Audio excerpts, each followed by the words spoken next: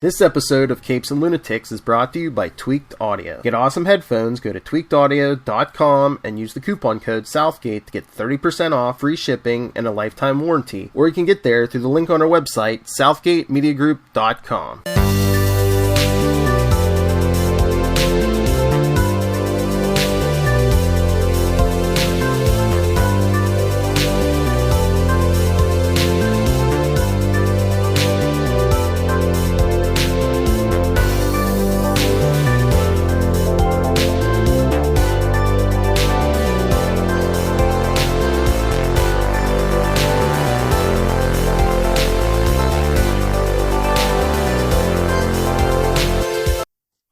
Me hearties, and welcome once again aboard for Stream Ahead.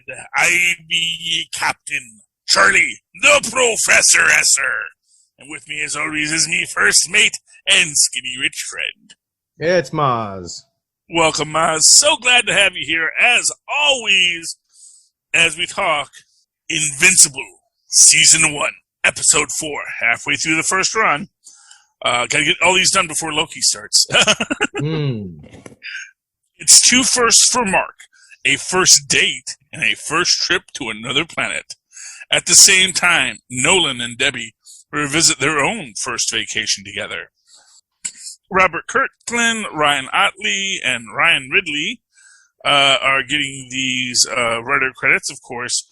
Our director is Jeff Allen. Robert Kirkman gets our created by, along with Ryan Otley.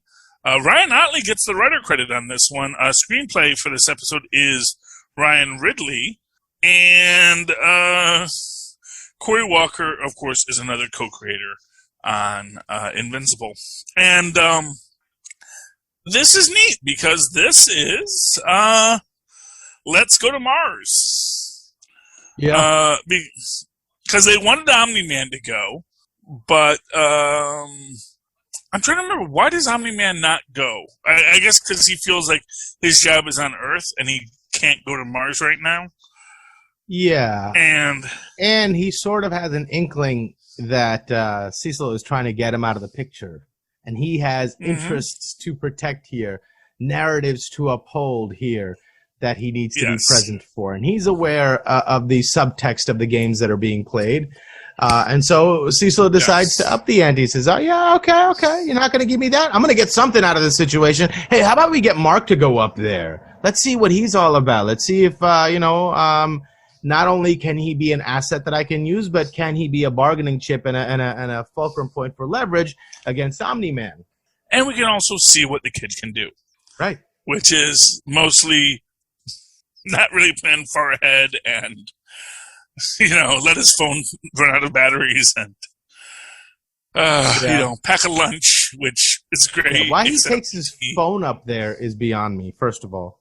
Shows he's a teenager. To take selfies. Can't live without his phone. Yeah, exactly. He needs to take selfies. He's on Mars. How many times are you going to go to Mars and not take a selfie? Although I do like to go there anytime. Yeah. I do like that before this we do get the meeting with Amber, or the date with Amber, the official date, which Amber plans, where they go to, I guess, the Vietnamese market. And, she wants the fancy box, but it's like $800. Although it's interesting because you kind of get the idea that, because Mark then later gives her that box, and you get the feeling that he just flew there, grabbed a box, and probably paid like $20 for the box, because it's probably a relatively cheap, poorly made box. But you're paying for the shipping, and and the import tax and the tariffs. Exactly, which is which is a nice parallel to what he gives her at the end of this episode, which is a rock. It's a rock, which is one of these things that is so funny because it's like, oh, it's a rock. It's like she's like, oh, I always wanted this. What do they call them? It's a rock. but it's probably worth millions and millions of dollars. Well, it would be, but he specifically tells her never take it to a geologist or anyone who knows anything about rocks. Because they're immediately going to go, this is a Martian rock, And yes, a Martian rock would be worth millions of dollars. Yep. Yep, because we don't get to go to Mars that often. No. Although this and we find out why. We find out why that's a terrible idea for humans to go to Mars. Yeah, and it's actually an interesting question for me because we get to meet the other Martians. Because they make the point that Martian Man was an actual Martian. And they tell, Invincible about this. And like, yeah, well, where did you think Martian Man came from? He's a Martian.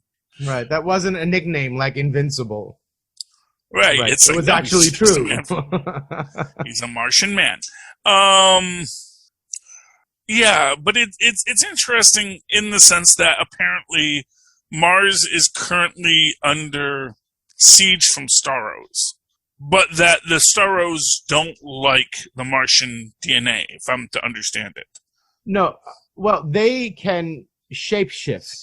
Mm-hmm. So when these things attach to them, they want to get at their brain, but if they shapeshift and turn into a rock, there's no brain for them to overtake. So that's been their route at fighting the infestation of these brain-sucking leeches that want to have a hive mind. They just need one sentient mind to have a collective radio signal, so to speak, that can control all of them. They're just searching for that one sentient mind that they can grab a hold of and use it to control the entire biomass of their individual units. Right. And of course, as a Viltrumite, they are immune to these creatures as well. So, where the Martians can hide from the Viltrumites simply, rip them off and throw them aside. Too much Viltrumite power. But, yeah. And I'm a little confused by this because does it seem like the astronauts because they, of course, do this space thing. It takes 2 weeks. They had to get to Mars. And of course, I do like the little exchange there with when Nolan doesn't want Mark to go. He's like, the fact that you don't know how far away Mars is why you really shouldn't be going on this trip. Yeah. It's like, it's like, what? You guys let me go to the moon? It's like, the moon is not Mars. You said you went to a corner store. You didn't go to the next state on your own, Right. But again, it is that idea that it's like, the scale that Mark is thinking is very Terran in its origin. Yeah. And Nolan has already been across the galaxy. So the levels and the differences have very distinct and powerful meanings to them, to him. And also like they escape, but somebody gets infected on the way back, right? One of the astronauts. That's the idea. And actually, what I wonder is did one of them get infected at the start of it? Because again, that was the weird thing. Is like it seems like that all of the astronauts just sort of wandered away because we see that apparently, I don't know if he took a nap or what. And he was just wakes up at his phone thinking about Amber, and as he looks up, he's like, "Oh, I wasn't paying attention. Where'd everybody go?" Yeah. And then when they come back, because then the Martians are trying to stop them, and he has to fight all the Martians. But you get the idea that the Martians know one of them is infected. So I get the feeling that the one that was infected was the one that led them off on this little wild goose chase. Like, let's go off on this thing. Let's go find the Martians, shall we? Although the intention of that one brain sucker that got on, their intention would have been to immediately leave the planet, not to go revisit the Martians where they can be stopped. Or maybe to get more of his brethren to come along. I don't know. But whatever happens, obviously the Martians try to stop them, and Mark has to stop them because he's been entrusted to get the the astronauts home. Although at the same time, there is this interesting aspect of this, which I think is what we can call the gray area, which is because that is the thing when we get to the big fight not big fight, but when Damien Dark and Cecil have their confrontation. Because, Damien Cecil makes this point to Damien Dark. It's like, that's the problem with you demons. Everything is so black and white. I need things to stay gray for a while longer. That things aren't going to be black and white. Things have to be gray because there's a lot more going on here than even you realize. But it seems like that was a bit of a performance. How do you mean? Meant to throw, I don't think he really sent him into the thing. I think he put on this performance to make everybody think he sent Damien Darkblood back into hell so that he can continue to do his job secretly. He wants to throw Omni-Man off his scent. That's what I thought. I mean, that's a possibility, or it's just that Damien Darkblood just got out again. He escaped once, he can escape again. It's like, it's sort of like, Damien, what are you doing back here? Aren't you supposed to be on Earth, paying for your sins or something? Didn't we already cut you a deal? Yeah, they did that dang exorcism thing to me. It's like, oh, well, good, okay, well, that's cool. Get back there, man. Go do your job. Yeah. You got your own thing to do. And yeah, maybe that is exactly what Cecil did. Maybe that is, that Cecil just understood that, this is only going to be. Is it Cecil or Cecil? Okay, Tristan is. It's Cecil. Tell me how the skin tastes, Tristan. Tristan's having himself a kiwi. And he wasn't sure if he's supposed to eat. No, you don't eat the skin. Okay, well, see, the person said some people eat the skin. She didn't, it's but so furry and weird. I usually just cut it in half, take a spoon, scoop it out like the thing, and then cut it into little slices and eat it like that. Okay, yeah. Mozz says, you use a spoon to scoop it out. So that's the easiest way to do it. Cut it in half and scoop out the half with a spoon. Go ahead. So Tristan's eating his first kiwi. They're so good. They're so good. It's one of my favorite fruits, and they're really, really good for you. They're a superfood. They have all sorts of essential Tristan says it's a bit sour. Yeah. That just lets you know it's working. That's how you know it's working. Too good it wouldn't be medicine. That's. Anyway, so yeah, but I really like I like that, I like the fact that we do get Debbie. She is starting to question a lot of things, Yeah. She knows whatever's going on, it's not right. There's stuff here that really needs to be addressed, and that honestly, I think that, really, Nolan has hidden from her, and she knows that. And she knows things aren't working the way that they should. She knows she's being lied to. But that goes again to the deeper aspect of this, which is that Cecil needs things to be gray. It's like, you want it to be black and white. And that's the thing. From Cecil's perspective, the idea that finding out that Omni-Man is actually a super whatever he is, that whatever his motivation is, Cecil doesn't want to just say, well, he killed the Guardians, so that makes him evil. Cecil is like, well, why did he kill the Guardians? And more importantly, what does that mean for this country? What does that mean for us, for our people? Because, okay, you did it. I'm not happy about it. It's not like this was on my top 10 wish list for what happens this year, but it happened. How do I move forward onto the next part of the story? Because I still got to live here, and I need that gray. I need to operate. And it's not like this was an unexpected outcome. Cecil is the kind of guy charged with protecting us. So no matter how benevolent he seems or how helpful he seems, he must operate from the perspective that he could be a threat, and he needs to be prepared to deal with that threat. So he's been preparing a dossier about how to handle Omni-Man and putting together intel on what he might be able to do since the very beginning. So now it's just like an eventuality that he thought would happen. He's like, okay, now we got to put plans into place to make sure it is that. And if it is, then we need to figure out how we're going to fight this thing. And to be fair, if you think for a minute, he didn't have the same dossiers on the Immortal and Warrior Woman and Red Rush, especially Red Rush, let's face it. Cecil looks like he's been around since the Cold War, so. I lost your audio. Am I back? Yep. Okay, there's a mute button on the side, and but I don't ever use that aspect of it, and so I can accidentally mute myself when I'm not paying attention. But you can bet that Cecil had dossiers on Warrior Woman, on Martian Man, on the Red Rush, especially the Red Rush, like I said, because he is the Red Rush, and Cecil looks like he's been around long enough to know when that was a bad thing to be, that he was a commie, a no good, dirty commie, and he had to fight him. That was before commie was a good name word. Back then. Well, he was probably like, the Red, White, and Blue Rush. Yes. Well, no, because he's Russian, so I always assume he was a Russian. Oh. I assume he used to be like, the premier Soviet super soldier. Fair enough.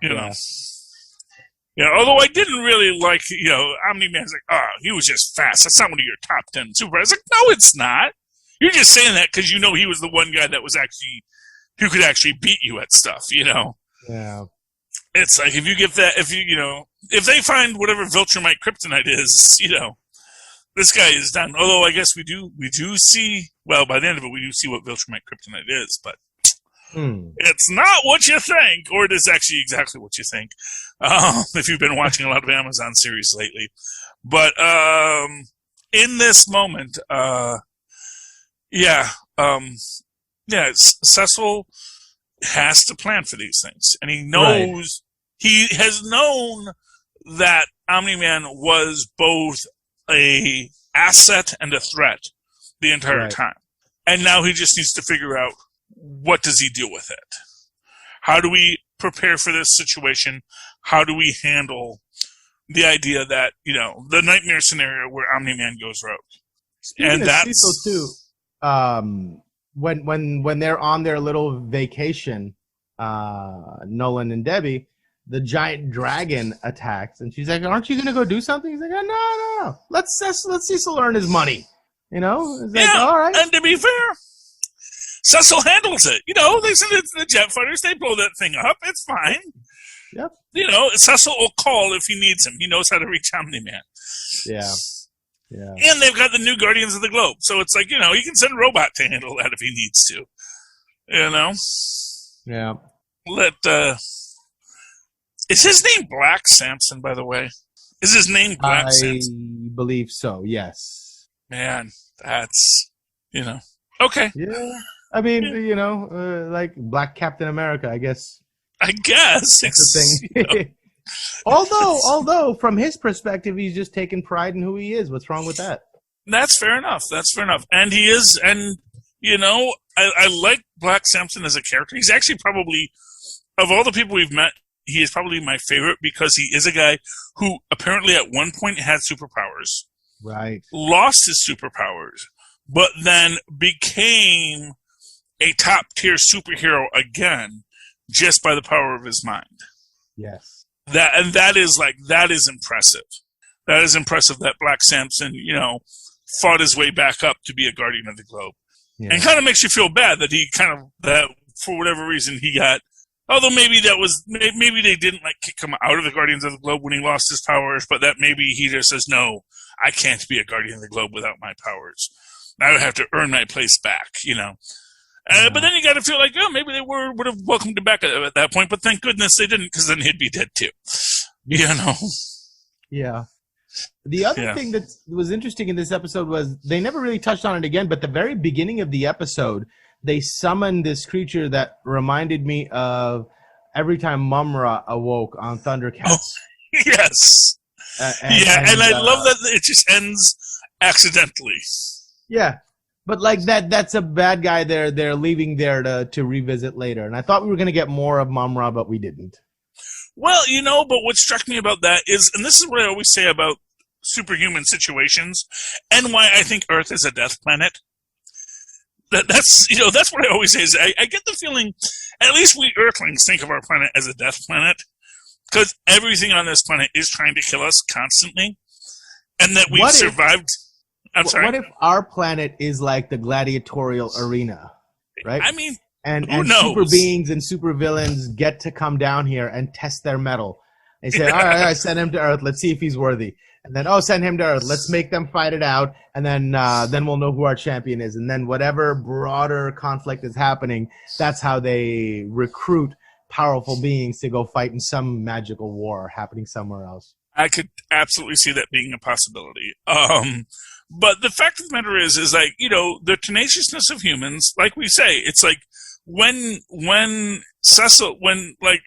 Damon Darkblade was like, it's impossible. I had that destroyed in the 8th century. It's like, yeah, I know. We found a few scraps and then we used, predictive AI and we reconstructed it based on what, it likely is based on everything else we have been able to compile on all mystical knowledge throughout the planet. And it's just like this moment where like, whoa, they have a database that can build that. It's like they are really, I mean, not for nothing, based on stuff we see later, I kind of think they kind of let the immortal get buried intentionally. Like they knew an outcome could happen, but they said, well, I guess it's just one more chess piece off the board. Right. Well, let's pull that card back. We'll play that card later when we need to. We'll play it later if we need it. No reason to just get everyone all wound up right now, but we know what that is and who that is, and so we're going to just let that sit where it is. And it allows you to keep a measure of the element of surprise. Mm-hmm. But that's the whole thing. Same thing with Damien Darkblood. Remove him off the board, make it look like he's not a factor. Exactly. We can bring him back later if we need to. Yeah, at the end of the recreated the exorcist spell. We can recreate the summoning spell. That one's probably much easier to do. We already know that one. Exactly. And that's the thing. It's like, that is where, again, like I said, I get the feeling Earth is a death world. And that is why I think at the end of it, that when they came to Earth, and I think, because this, and for what it's worth, again, look who's writing these stories, a bunch of Earthlings. Earthlings write these stories. Earthlings are always like, we're Earth and we're the best. Yeah.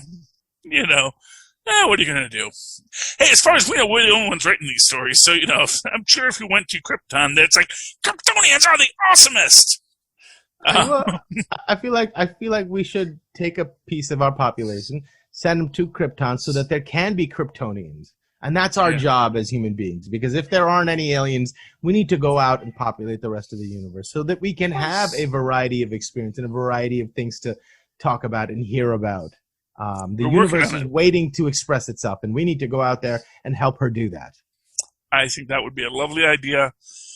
That's what they're trying to do here. Get to Mars, make some real Martians. I love it. And I'm looking forward to Mars. Not sure I want to sign an indentured servitude contract to get to Mars, but no.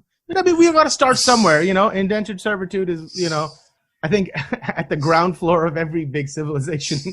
Well, but it doesn't have to be. That's what we built robots for. Hey, you're welcome to find a different way, but society as a whole has not been able to find one yet. Well, there's an argument there, but we'll get to that in another podcast, I'm sure. That's the joy of communism. Right. Get to Mars just to say we got there. Right. To be fair, we don't know the Viltrumites even have money. They might be like, no, we're a perfect socialist utopia under the Viltrumite rule.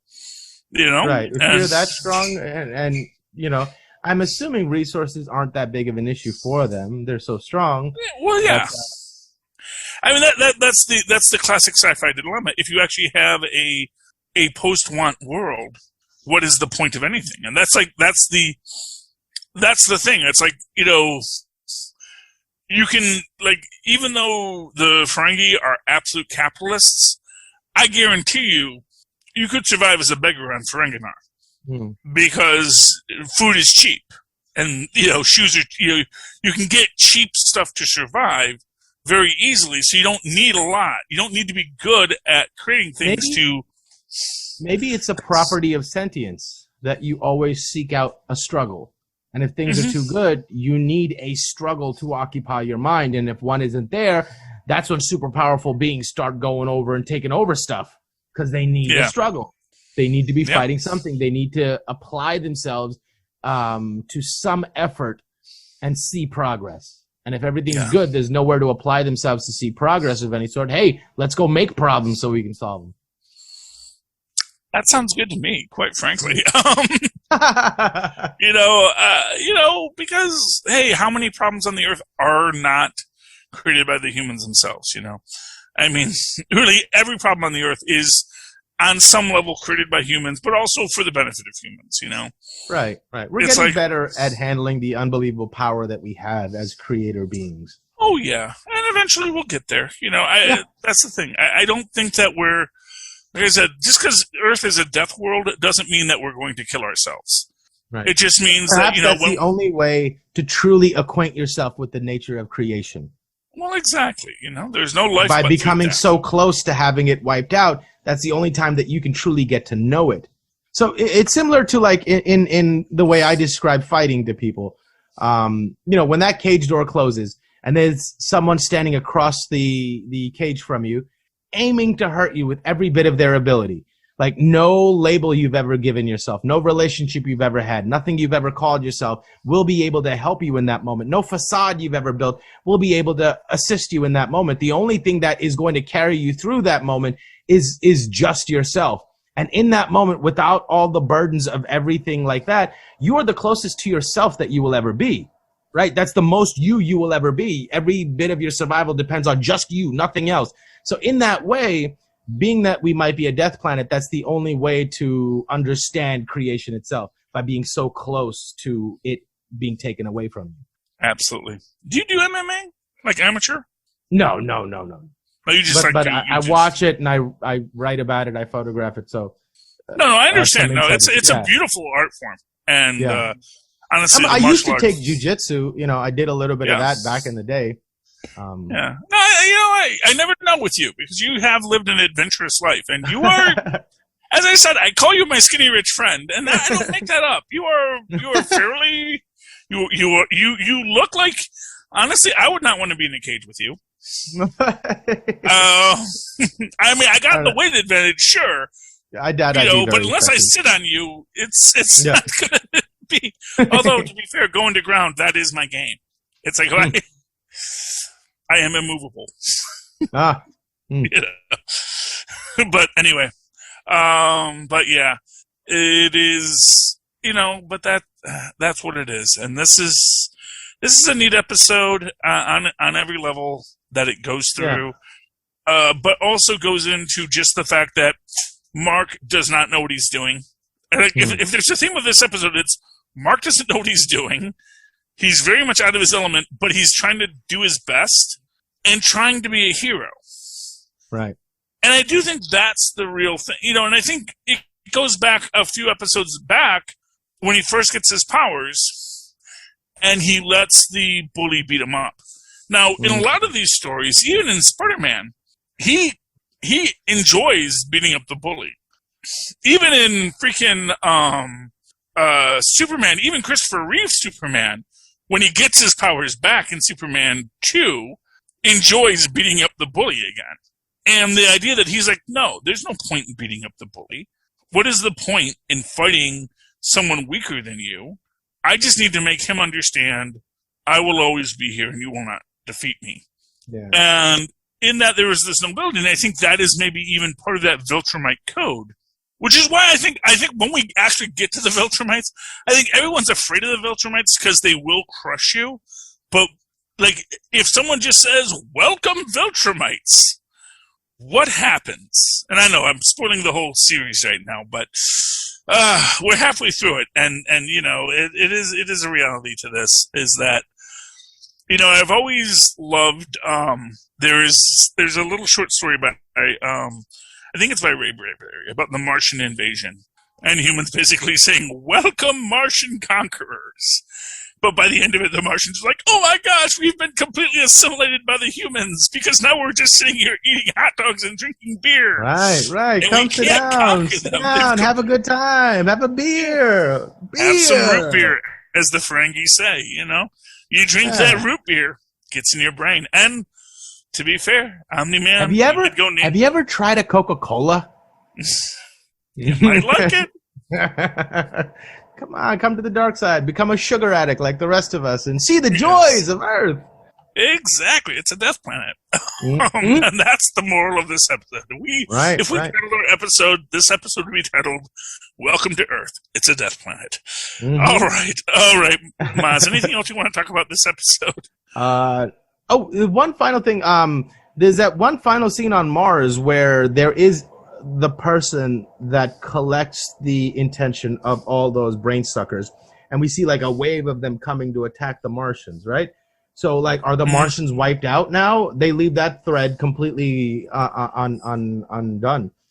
We don't know what happens there. Well, but, I mean, did we leave an astronaut there? Or is that the astronaut that got on the ship with them at the end and left? That's the astronaut who got on the ship, assuming that there wasn't more than one astronaut. Like you said, they're looking for, once they get one sentient, then the whole hive mind can coordinate. So the ones still on Mars can probably coordinate as this one goes off. Although presumably if the Martians are able to avoid them long enough, maybe there will be Martians left after this particular genocide. And then they're going to come to Earth to seek out their revenge against... now they're a much more difficult foe to fight because they're not individual things just looking out for something to latch onto. They're coordinated exactly. Now they can be coordinated. Find entryways into that. They won't have very many safe spaces where they can conduct their business in their personal forms. Because and again, when we see them at the start, they're like just sticking to the walls and what are they doing there? They're just, they don't know where to go. But once they have a sentient to guide them, then they can hive mind into that. So, But then again, that their sentient has left the planet, that could mean that they're going to get a little less.